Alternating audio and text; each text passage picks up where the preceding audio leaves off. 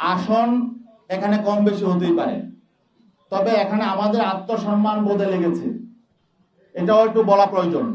আসন সমঝোতায় সর্বপ্রথম আলোচনা শুরু হয়েছে 2 আমিরের, ডিসেম্বরের 9 তারিখ আমিরে জামাত এবং আমাদের ইসলামী আন্দোলনের আমির পীর সাহেব চরমনাই দুইজন একান্তে বসেছিলেন।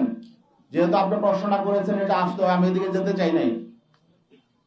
প্রথম দিনই তিনি ইনসাল্ট করেছেন।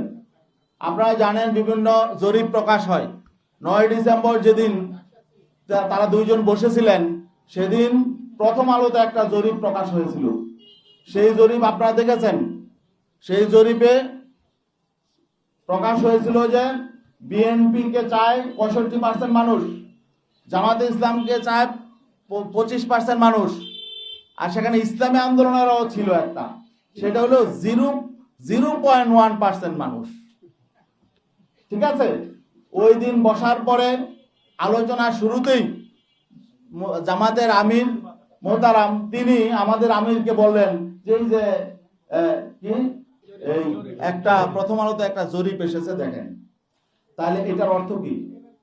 এটার অর্থ হলো যে তাকে ইনসাল্ট করা, যে আপনাদের তো কোনো পয়েন্টই নাই, মানে জনমতে আপনাদের কোনো কি নাই, কোনো 1%ও নাই।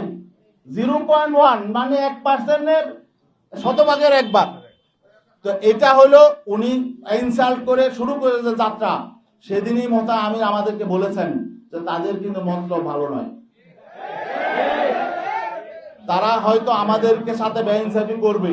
কারণ তিনি আমাকে এই জরিপের কথা কেন আনলেন সেখানে, পরে আমরা দেখলাম শেষ পর্যন্ত তারা এই জরিপের মধ্যেই ছিল। এবং সর্বশেষ মিটিং যখন আমার সঙ্গে হয়, ডক্টর আব্দুল্লাহ মোহাম্মদ তাহের সাহেব তিনিও বললেন যে আপনাদেরকে অনেক আসন দেওয়া হয়ে গেছে, জরিপে তো আপনাদের এত নাই। তখন তিনি আমার দেশের একটা জরিপের কথা সেদিন আনলেন। আপনারা জানেন আমার দেশেও একটা জরিপ প্রকাশ হয়েছিল এবং সেটা হয়তো তারাই করেছে। যাই হোক, জরিপ কারা করে এটা আপনারাও জানেন। এগুলো পেড এজেন্সি থাকে, এনজিও থাকে, টাকা দিয়া করা হয়। যাই হোক, এখানে ওই জরিপের ফলাফলটা রেজাল্টটা কি ছিল, যে সেখানে বিএনপি কে চায় 34% মানুষ, জামাতকে চায় 33% মানুষ, এনসিপি কে চায় 7% আর ইসলামী আন্দোলনকে চায় হলো 3% মানুষ। আচ্ছা বলেন দেখি, জামাতকে যদি 33% মানুষ চায়, এনসিপি কে যদি 7% মানুষ চায়, তো 40% হয়ে যায়।